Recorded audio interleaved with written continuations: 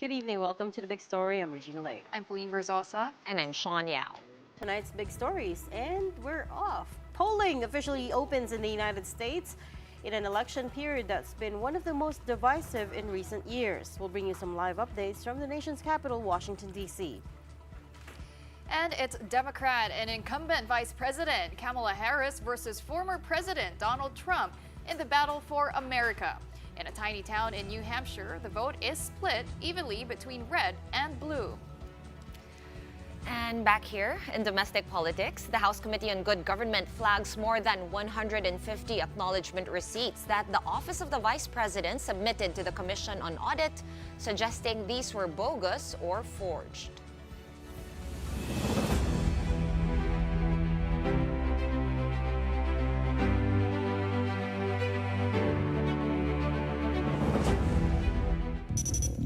It is D-Day in the United States, or should I say E-Day?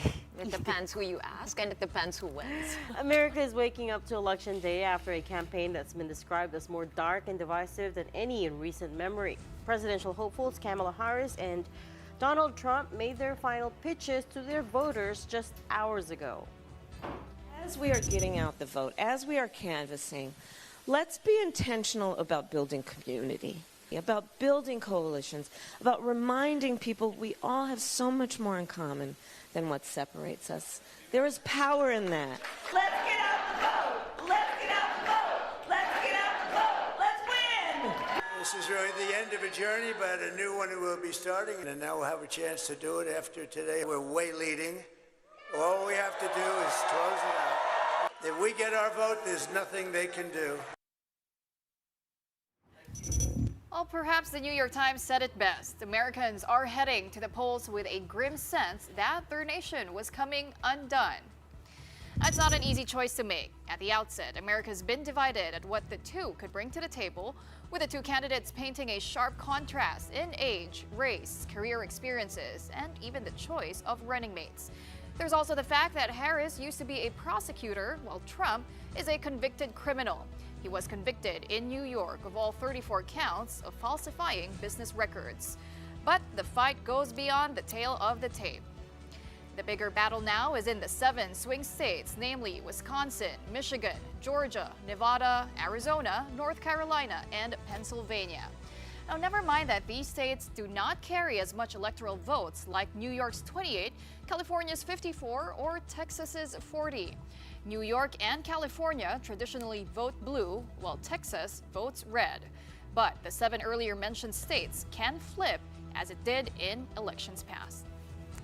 And indeed, it is Pennsylvania that could spell the difference for Harris and Trump if they want to be America's 47th president. Political pundits say the state, nicknamed the Keystone State, will be the key to the White House this year, as it was in the last election. According to a BBC projection, the candidate who wins Pennsylvania has an upwards of 90% chance of winning the White House. In 2020, it voted blue, but in 2016, the state voted red. Wisconsin, Michigan, and Pennsylvania. And so if Harris wins that, then overwhelming majority, or she can either win the Sun Belt, which is Arizona, Nevada, and then hoping for Georgia as well. However, because of the greater population in Pennsylvania, even if Harris doesn't win, let's say, Wisconsin or Michigan, or she doesn't win Arizona or Georgia or Nevada, the electoral college votes that are in Pennsylvania really would show the difference that and put Vice President Harris much ahead than President Trump. In just a few hours, this heat map of Reuters will turn either blue or red as election results come in. It is fairly simple. The first presidential candidate to get 270 electoral votes wins the White House. By now, we know that unlike other countries in the world, the United States elects its president via the Electoral College. That is a vote of 538 electors, 435 House members, 100 senators, and 3 votes from the District of Columbia, otherwise known as Washington, D.C. And surprise, electors are selected by popular votes in individual states. So all eyes are on the 7 key swing states, and again, the polls say it's a deadlock and still anyone's game. And both sides feel they've got this in the bag. I'm feeling good. I feel like there's so much energy around this campaign, and we're just excited to be here. We drove 500 miles to get up here for the last chance that we're gonna have to see Kamala. We're just excited to go out and vote. We're excited to be a part of getting the first woman in office in the White House. Feeling positive. We're gonna win this. There's one vote, one choice, and it's Trump all the way. The vehicle, take a look at it, it says it all. We're gonna continue to fight till the very last day. I don't want this extremist right and left side. I want people to be able to talk to one another again in a way that's respectful and, you know, people to get along again. And I think we're hitting this turning point where we can have that again. All right, so it started and it's still too close to call, at least according to The all latest the watchers. polls, the New York Times, Siena College latest polls say there's still, well, it said Harris was up by a percentage point, which is well within the margin of error, so it doesn't really count. And at this point, it's too close to call. It's unbelievable. It is even after all unbelievable. the rhetoric, even after all the But this was fighting and the noise. Yeah, this was an elections to remember. That assassination attempt at the Trump rally, that debate, Joe Biden stepping back. I mean, it was really that's right. exciting. There were a lot of- Looking back now, I'm nostalgic now that the polls have opened at the campaign period, and it was also unlike any other in history. It is unlike any other. There's so much at stake. We keep saying that. I know we say that every elections, but this time around, it does really feel like there is a lot at stake, not just for the United States, obviously, but for the rest of us who are close allies of the United States. And of course, over the last 2 years of President Bongbong Marcos's presidency, he's moved us a lot closer to the United States. So we are invested in this. And here's hoping that that gambit pays off. As we have been saying, at this time, polling centers in the United States have already opened, at least in the East Coast, for Election Day. Voters in Connecticut, in Indiana, Kentucky, Maine, New Jersey, New York, and Virginia can now head to polling stations to cast their ballots. Now, earlier, polls opened in Vermont and New Hampshire. But tonight, we have with us One News's senior editor, Joey Francisco, joining us from the U.S. capital of Washington, D.C. He is there to witness the action in this historic U.S. presidential elections. Joey, what do you have for us? Ladies, I'm here at the Martin Luther King Public Library in Washington, D.C., one of the assigned polling precinct or voting centers in D.C., and it's past 7. It's 7:18 actually here in D.C., and voting has started, as Sean said in her intro. A while ago, there was a long line behind me of voters waiting for their turn to enter the voting center, and but they're now allowed entry inside, and they're inside doing the process of voting. And I would like to walk through and just go to the window where the voters can be seen doing that process. Sean, Reg, and Pauline. I'm sure the producers will be playing back some of the shots I submitted earlier of what is expected or what can be seen inside the polling precinct. But as of now, as you can see, voters are allowed entry, and they are now lining up for the registration before going to the voting booth, where they will fill up at least 6 pages of the document before submitting it for the reading machine. Sean. Yes, Jovi, we were wondering if you were able to speak to the Filipino-American community there in D.C. And based on your conversations with them, how are they leaning, or where are they leaning? What color? Okay, I've met some Filipino Americans here in D.C. and of course they're kind of not so open about the personality they will be voting today. But before this, I was in Los Angeles, where where I was able to talk to some Filipino Americans in this town called historic Filipino town in Los Angeles. The folks there are kind of vocal, but there are those leaning towards Kamala Harris, and there are some, of course, leaning towards voting Trump. All right, so it looks like even amongst people you know, it's still too divided to call and too close to call. But it looks cold there, Joe. You look like you're freezing. I'm just moving because it's not allowed to do it there. Okay. So what time were Okay. they expecting, Jovi? Yes, Like what's that again, Sean? Sorry, I was told to move away from Oh, from no. the window. Okay, well, good try though. But what time were they Okay. expecting, you know, the deluge of people or the bulk of the voters to come? I mean, I imagine you're in D.C. and people there are more politically aware, and therefore they should all show up and vote. According to some Filipinos I talked to earlier today, here in DC, we're expecting long lines in some of the voting precincts. Pero Sean, we should remember that even before today, marami na ang bumoto, no? By mail or early voting. And as of the latest count, it's around 79 million voters already voted even before today's opening of polls. Well, this is only the beginning. Thanks for giving us a quick peek into what that looks like over there in the U.S. Capitol. That was One News's senior editor, Jovi Francisco, reporting to us live from Washington, D.C. And now taking a break from U.S. politics, officials from the Office of the Vice President failed to show up again to the House hearing today, despite being subpoenaed. But the committee uncovered another issue, hundreds of acknowledgement receipts for confidential expenses that lawmakers say were bogus. Marian Enriquez has the details. Still no Vice President Sara Duterte, nor the 7 subpoenaed officials from her office in the continuation of the House Committee on Good Government's hearing on the OVP's use of confidential funds. Lawmakers had enough.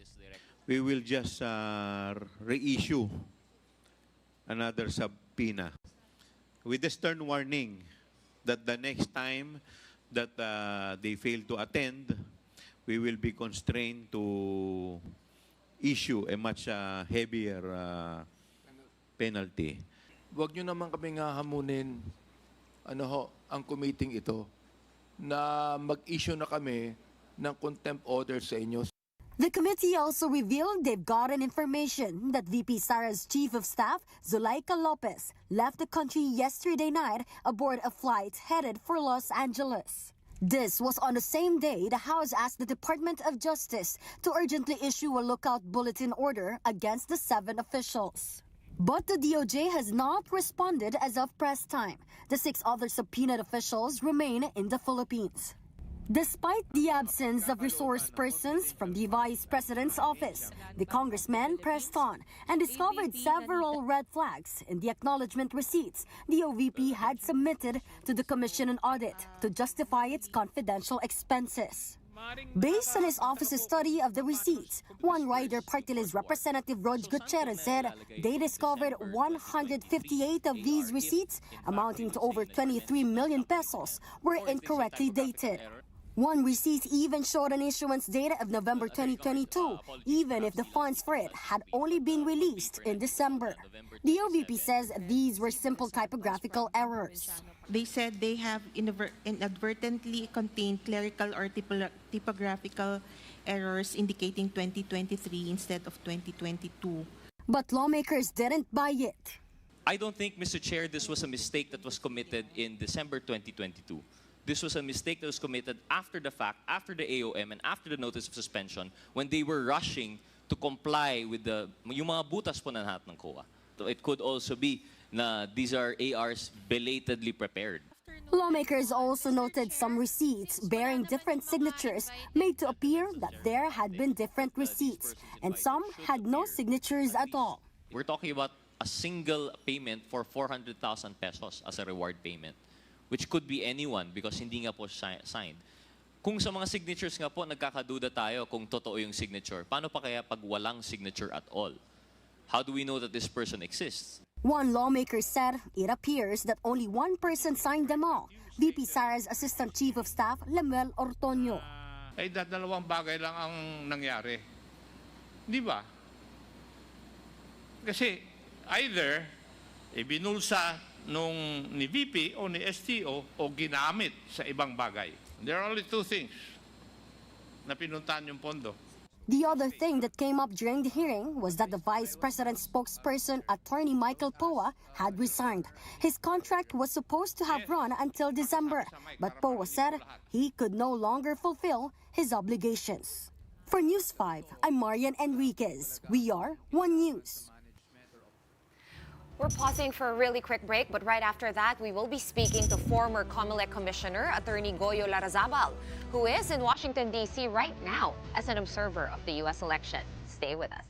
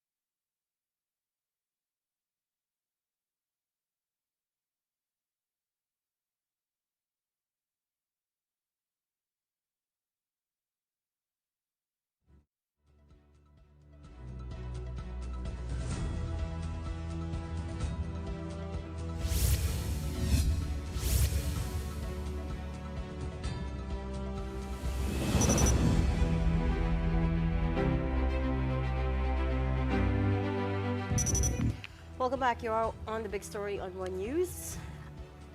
Circling back to our top story, the U.S. elections, which are currently officially underway. Let's get out to our first guest tonight. We've got former COMELEC Commissioner and proprietor of the Larrazabal Law Office, Attorney Goyo Larrazabal. Goyo is in Washington, D.C. right now as an election observer under a program by the International Foundation for Electoral Systems, or IFES. Hi, Goyo. Can you hear us? Hi there. Can you hear me okay?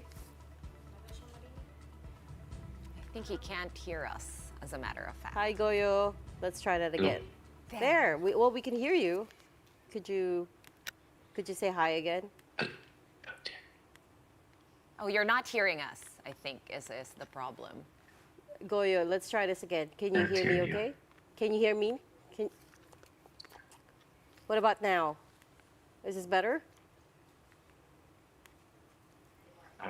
Can't hear you. Oh no, okay.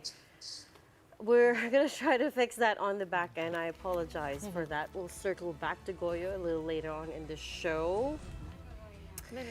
But for now, we will... Well, it's just, I was going through Goyo's Facebook page, and apparently this is already the third U.S. presidential election that he's observing. Been an observer of. That's why I was like, and let's not forget he's a former COMELEC commissioner. Yes. So without further ado, I think he's told back that on. we have him back on. Let's try I'm it back. again. Hi, Goyo. Hi, Attorney Goyo. Can you hear me? Good evening, ladies. Perfect, perfect. evening. Okay, third Thanks. time's a charm. So you're there as an observer of the U.S. elections. Tell us Yes. what that means, what you've been up to these last few days. So I'm with the IFES program, and I'm here in the conference with election officials from all over the world, about 60 countries represented here. And we discussed yesterday innovations as regards election management. And today we'll be visiting several poll places. In fact, I'll be going with a group to Maryland and some voting centers here in Washington. So three sites. If you're an election observer, that means you get to sit in and observe the proceedings, the process as people come up to vote. Is that right? Well, if it's same as the previous elections I observed, we go in and we talk to the election officials. We ask a few questions. We observe. We don't meddle. That's the rule. We don't disrupt. But we can inquire, ask a few questions, and see how they conduct elections. And in fact, that's what we did last time. Okay, well, this might be a little bit premature because I know the polls had just opened right there in the East Coast. But Yes. in terms of, I guess, the lead up to the opening of the polls and the last days of the campaign, Goyo, and since this is your third elections that Yes. you're observing there, what stands out to you with this one, with this third one, the 2024 elections? Well, as compared to previous elections, there's more involvement with the people now. Previously, people were not too involved in voting. They didn't really voice their opinion. Now they're more vocal. If you're for Trump, they will say you're for Trump, and if you're for Harris, they would be open about the fact that they are voting for Harris. You mean they're more open about who they're choosing to be their Yes, president? and let me put it, they're more enthusiastic now as compared to before. You would see it in, like, I talked to a a Filipina who's been here for about 30 years, and she has a kid here in Texas, and I asked her about who she wants to vote for, and she said she was voting for Harris. After a few probing questions, she opened up that she was voting for Harris. That's a good thing then, though, right? That means people are more engaged. Yes. Are we expecting a record turnout this year? Okay, I think it will be based on the pronouncements of some analysts. I think it will be the level of the 2008 elections where Obama ran and won. President Obama ran and won. But when you say about enthusiasm going up, it's for Americans it's high, but as compared to the Philippines, it's very low. There's so many Americans who still do not care to vote. You've seen reports that people are 50 in their 50s or 60s who voted for the first time in their lives. In the Philippines, that hardly happens. Diba? Yeah. That hardly happens. Everybody pretty much votes on election day. Wait, sorry. You mean to say their voter turnout is lower than the Philippines' is? How could that be? Oh yeah, oh yeah. It's pretty low. I think it's about 20 to 30%. I might be wrong, but it's about a fourth of the population who only votes. So it's not that high. It's not high at all. Versus the Philippines, where are we at? We're about 80 plus percent, and in some precincts, in some areas, it's 100% turnout. Right. Even the ones who are long dead still vote. But Goyo, We purged that already. I'm sure We Public has purged it. those. Okay, that's good to hear. It's updated now and we have biometrics, right? Yeah. Yes, we have the biometrics.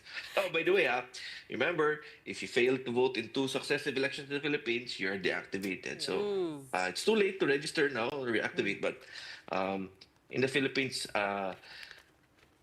people are pretty involved in the elections and wanting to vote.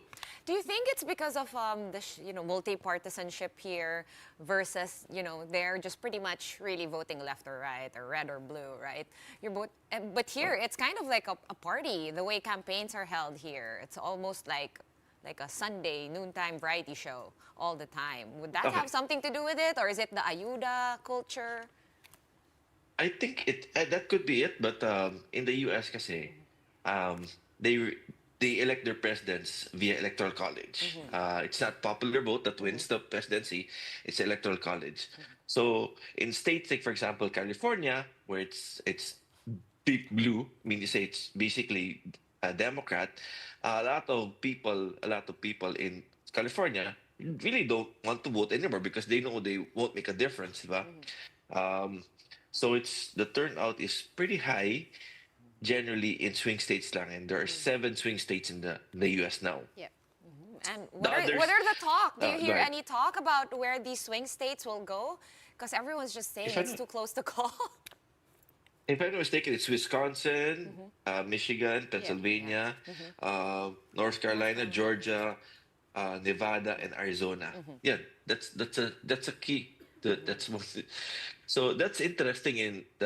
Those are the states that you pretty much have to. Those are the states that are up for grabs. However, I have to add, no, there was a poll that was released about 3 days or 2 days ago by Jay Ann Seltzer in Iowa, in which in 2020 Trump won Iowa by 9 points, but the poll suggested that Harris was leading by 3 points, and if that becomes reality, Iowa's a deep red state, and if she wins that state, that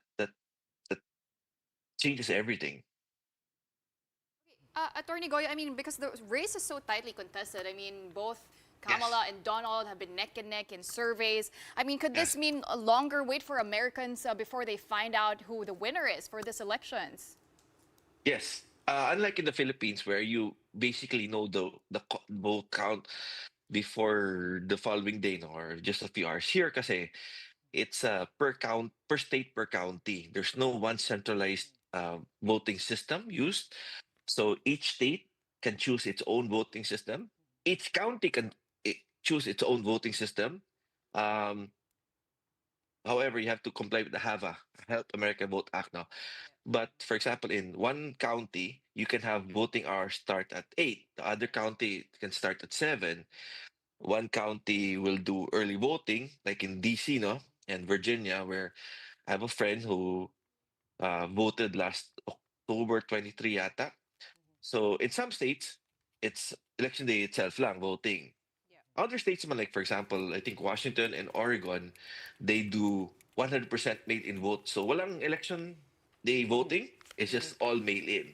So iba-ibang sistema, Right. iba-ibang manner of voting. Well, I don't know that we're going to be quick to count our results for next year. Remember that we're changing elections providers. But Yes, that's another topic altogether. exactly. We'll talk to you about that on another day. For Yes. now, we'll leave it there. Yes.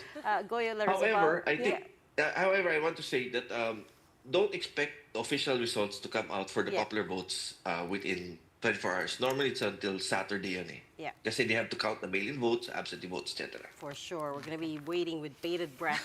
Thanks so much for your time, Goyo Larzabal, former Kamala Commissioner and proprietor of Larzabal Law Office. We're going to take another quick break, but up next, how will a new U.S. president influence the Philippines' relationship with China? We'll speak to geopolitical analyst and maritime security expert Ray Powell when the big story returns. Keep it here on One News.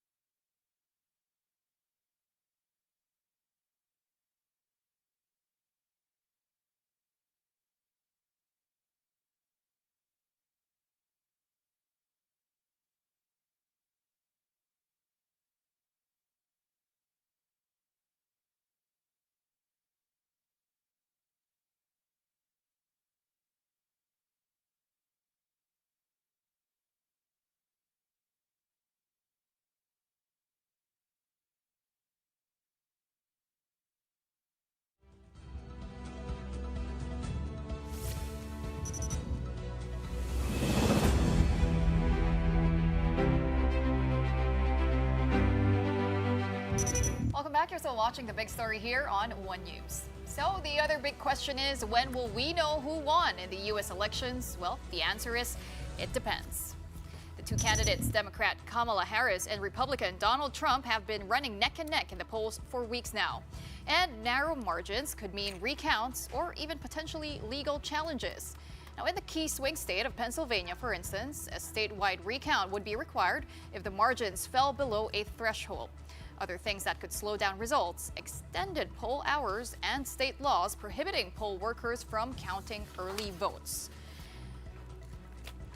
Let's now take a look back at how it played out in recent years. The 2020 election took place on Tuesday, November 3rd, but U.S. networks did not declare Joe Biden the winner until November 7.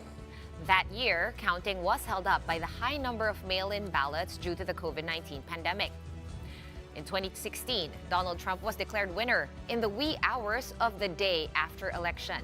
And in 2012, when Barack Obama won a second term, his victory was projected on election day itself. So it is typically fast, but again, this year's contest could mean a longer wait. And just to illustrate how tight it has been, one small town in New Hampshire called Dixit Notch kicked off election day with a midnight vote, and as per tradition, they are the first in the country to declare results. Get this, the town only has 6 registered voters. And this year, they were split right down the middle. 3 voted blue and 3 voted red. I think New Hampshire's a purple state, and I think it's very divided, and I think even the 6 of us might be divided. Purple state. Let's dive into that a bit more. We have with us tonight a familiar face, geopolitical analyst and maritime security expert Ray Powell, also here to talk to us tonight about the U.S. elections, of which you are very familiar. How did we get to this place where it's still too close to call? One of the candidates is a convicted criminal. You know, actually, if you think about it, I mean, this election has so many individual sort of aspects to it that are unprecedented all by themselves, from what you mentioned to the fact that, you know, the Republican candidate lost and was not rejected by his party for the next election because he never conceded defeat and was then renominated. That's unusual. We had the other candidate, the President of the United States, essentially melted down in a debate and had to be replaced. Right. The current Democratic nominee basically never won a primary vote because she was not involved in any of the primaries, right? Because that was President Biden. And of course, the Republican nominee was almost assassinated on national television. I mean, think of all of this is really an extraordinary year. Yeah.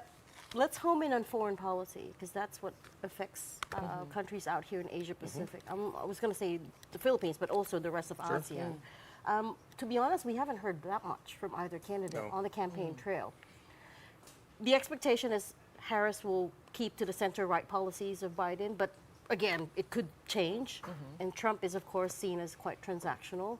I asked this to Don Gill yesterday. If I were Xi Jinping, the Chinese president, who would I want to win the U.S. election? Well, so, you know, your mileage may vary, right? So, I mean, I think that Trump is seen as, of course, very erratic, right? So now I was in government during the first Trump term. I was actually serving in the U.S. Embassy in Australia at the time. And he would say things that would sort of befuddle our hosts, right? They would ask me, they say, what did he mean when he said this? And I would say, sounds like Duterte. Yeah, well, I said it may mean nothing. Wait 48 hours. It might be a ship that passed in the night. And so we're used to the idea that the things that a president says have this extraordinary weight to them, and that's just not always the case with Donald Trump. I do think, you know, one of the things that Xi Jinping would have to be concerned about is the threat of tariffs, because those have been explicit and they have been repeated, and, you know, the threats about tariffs specifically on China have been much higher than what he's sort of said regarding other countries. So, I mean, I think that particular thing would have to concern Xi Jinping very much. Now, if you ask, you know, sort of more generally what, you know, so the Republicans, of course, are much more modest in what they're interested in doing in Europe with regards to Ukraine. So Vladimir Putin may sort of prefer that approach to what the Democrats offer. But both parties have been pretty hawkish on China across the board, and I'm not sure that there's a preference of one over the other if you're Xi Jinping with regard to sort of how aggressive they're prepared to be with China. The other analysts keep saying that there is bipartisan support for continued engagement in the Indo-Pacific, Yes. but there is, for me, the lingering question of who would stand up to Xi Right. Jinping, Right. right? Yeah, and I mean, this is one of those things you don't know until you know, right? So I would say, again, what we most expect out of a Harris administration would be continuity. But eventually her own personality is going to come to the Right. fore, and it's a little bit of a cipher at this point, right? We're all kind of guessing, and unfortunately our very truncated process with very limited, only a single presidential debate, really didn't touch on the Indo-Pacific at all. And, I think that that's unfortunate because it would be good to see her kind of unfold her views on Indo-Pacific affairs for the American people. And that just, there was no time for that to happen. Now, we have lived through a Trump presidency before, so it's not like we haven't been here. And so the question is, how would a second Trump presidency, 4 years removed from the first, be different from the first? And that's what a lot of people are asking too. A lot of pundits are saying that they don't expect Trump 2.0 to be the same as Trump 2.0, the first version of Yeah. 1.0. So famously, in the first Trump administration, he appointed, quote, the generals, right? He had General Mattis and General McMaster and General Kelly, and he had all these generals. And I think he had a certain expectation about how they would sort of approach the job. And I don't know that he was satisfied with what he got. I think he expected that they would perhaps be more a little, we'll salute sharply and do what you say. And apparently they pushed back a lot more than he expected. In fact, for the podcast that I host, we interviewed General McMaster not very long ago. And, it's clear that Donald Trump was expecting less sort of resistance from what he wanted from his national security advisor. And so, you might expect that there would be kind of a desire for him to get people who are more sort of in line with his way of thinking this time. But at the same time, for all of those cabinet officials, the Secretary of State, the Secretary of Defense, those kinds of people, those people have to be Senate confirmed. And so, it won't be the circumstance where Donald Trump can just have anyone he wants. He still has to get them through the Senate with a majority vote. Okay, speaking of Senate, some people are also worried about who's going to take the Senate and who's going to take Congress. And I'm wondering, from the Philippines, and I also asked Don Gill this, what would look better for us? I mean, obviously it would be better for America. I think if everything was just in one party so that things could go more smoothly. Well, so that depends on your outlook. So I think it's very unlikely the Democrats take the Senate. It's just, it's not their year for the Senate. So, the way these things tend to run in cycles, the senators who are up for now were up 6 years ago, which was a Democratic year. So there tend to be, in those close states, there tend to be more Democrats up for re-election than the Republicans. They're in good position for the House, though, to take the House. It's kind of a coin flip for the House, kind of like the presidency. And funny thing is, oftentimes the American people are have split, opinions about that, and there is some feeling like having divided government protects us from sort of wide swings one way or another. We almost want our politicians to fight among themselves because then we don't get sort of extreme, like a true checks and balance. Yes, as well. exactly. And it is very annoying for people who are ideologically committed to one or the other, right? Because you can't get all the stuff you want. You get very frustrated. But at the same time, we kind of designed the system to be frustrating. I also read somewhere that they're saying that people are looking for someone, what Americans should be looking for is someone who can kind of work with the other team. And that is one quality, I think, like you said, we didn't really get to know Harris so much because she just came in to replace Biden. And so who do you think among the two, Trump or Harris, can actually see past the divide? Well, so one of the interesting things about Donald Trump is that he is not as ideological a figure as you might think. So for example, he was, widely considered to be, blamed or credited, depending on how you look at it, to be the person who pushed through a number of justices who eventually overturned Roe v. Wade, the constitutional right to an abortion law that we had. But now he seems to be sort of on the other side of that, thinking that didn't work out so well for my political party. So maybe so we don't know what he's going to do. So in some ways, Donald Trump, although he's very polarizing, a character, at the same time, he may be more malleable as an ideological figure. So it's. That's a very kind way of putting it. A character. Okay, Ray. I mean, election results aren't expected to come out anytime soon because of how close surveys are. But if you could advise Philippine leaders on how to prepare for a Trump or Harris presidency, what recommendations? So usually the question is, what do we do if it's Trump, right? Because if it's Kamala Harris, everybody expects continuity. And we haven't got any indication that it's going to be different. Now, it will be different in some way. She will bring in her own people. We're not really sure who those are yet because we haven't had time to work that out. But it's assumed to be sort of in the same vein as what we've had. So one of the things that I've really kind of come to with Donald Trump is you have to be able to work within the system. You still want, the embassy is still important, the State Department, the Defense Department, all of those people are still important.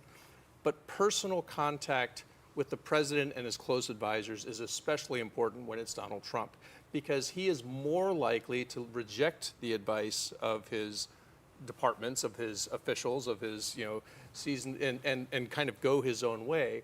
And so having that personal contact, and frankly, it's something that Asian leaders tend to do better than, say, Western leaders. Western leaders tend to be very much enamored with the way that things are supposed to happen, and you work amongst these officials and sort of things work up to a point, and people have certain ways that they go about things, whereas I think that Asian leaders oftentimes are more practical, and they're like, okay, if I want to get what I need to get out of that guy, this is how I need to approach it. Right. And you've seen that work for example, we interviewed Malcolm Turnbull not long ago. He was the Prime Minister of Australia during the first Trump administration, and there were tariffs on the table for steel and aluminum. And Turnbull went basically directly to Trump and said, look, you have a trade surplus with Australia. You're benefiting from Australia. You would actually, but he had to do that personally. It wasn't working by going through the apparatus. Channels. He had to get there personally. And so, and we saw actually Shinzo Abe showed up. Just like that. They ditched the tariffs. Oh, yeah, they did not have to, right. They did. Now, unfortunately, the Philippines has a trade surplus. Deficit. Exactly, yes. So it's the opposite for the Philippines. But so you're saying Trump 2.0 bodes well for Bongbong Marcos? How would that relationship play out? I think that personally they would get along well. Yeah. I do. I think they used to own the Trump Tower. They have, New York. So I'm they sure. have a lot of commonalities. And honestly, he's pretty savvy, I think. And I think he would get it.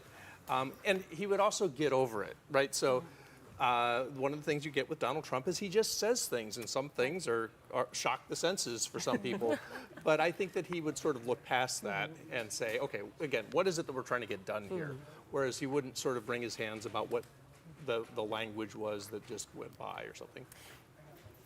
On the economy, I mean, Americans are not exactly happy, although the U.S. is doing okay on paper. Do you think this is what drives people to vote? Because apparently this election, apart from it being unprecedented during the campaign, it's also expecting quite a bigger turnout. Well, we're actually not expecting bigger turnout than last time. So 2020 was record turnout. We're actually not expecting something as high as 2020 this time. We could always be surprised. And one of the things that I think was already mentioned is that we've actually already, half of us have already voted, right? So half the electorate is 73 million. So something like 75, 79 million have voted already, and that's probably about half of what we expect to vote this time. And so a lot of these late sways back and forth may not even matter for half of the electorate because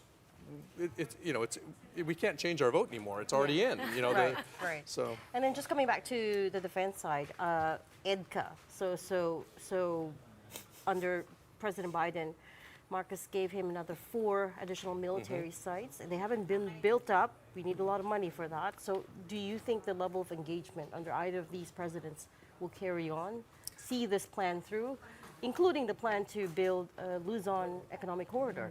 So I think that most of that is already sort of set in motion. And so what it would take to change that would be for somebody to reach in and change the direction of it.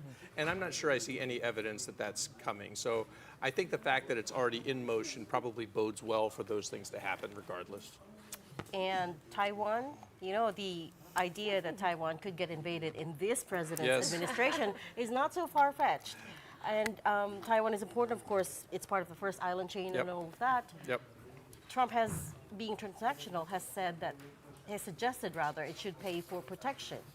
So again, we don't know what Kamala Harris thinks about Taiwan. So he has said that for Europe. He said that for South Korea. He said that many, many, many times over. You know, the way that I tend to see that playing out, and again, this is based on my experience with the first Trump administration, is that he uses that as a negotiating tactic. He's trying to sort of push people to the edge and say, look, this is what happens if you guys don't pay your share. And so I would expect to hear more of that kind of rhetoric, but as far as actually changing policy, I'm not sure it's coming.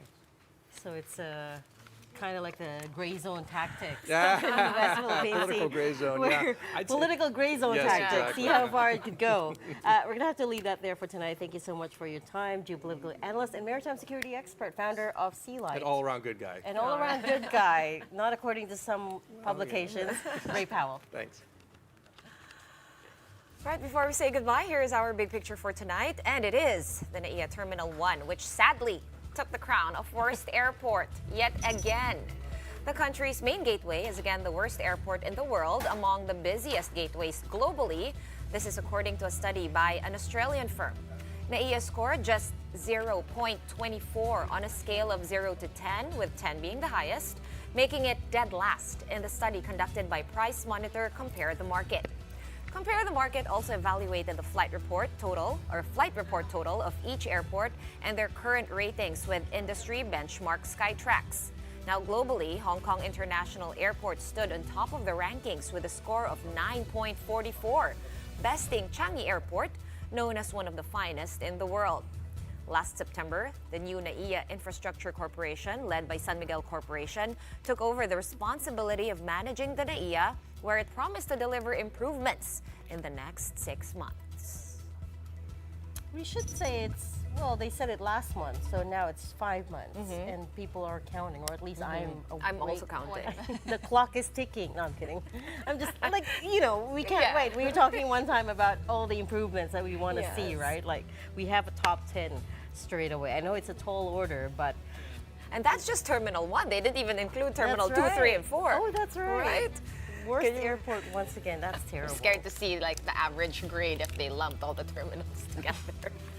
But we'll just have to speculate. It was not in the study, and that's it. All the time we have for tonight from The Big Story. We are One News, all sides, all the time. Thanks for tuning in. Have a good night. And coming up next is Play-by-Play with Cheska Liton-Calao and Andre Felix. So, guys, what do you have for us tonight? Well, we have a lot in store for you guys, Sean, Reg, and Bowie. We've got NBA updates, some drama in the PVL before a new conference even begins. And we've got Coach Yang Giao to talk about the PBA Governors Cup Finals. It's going to be a packed show. I'm Andre Felix. And I'm Cheska Liton-Calao. And here's tonight's Play-by-Play. Ramiro, the show by Mamoy Lee. Future Moves puts it up.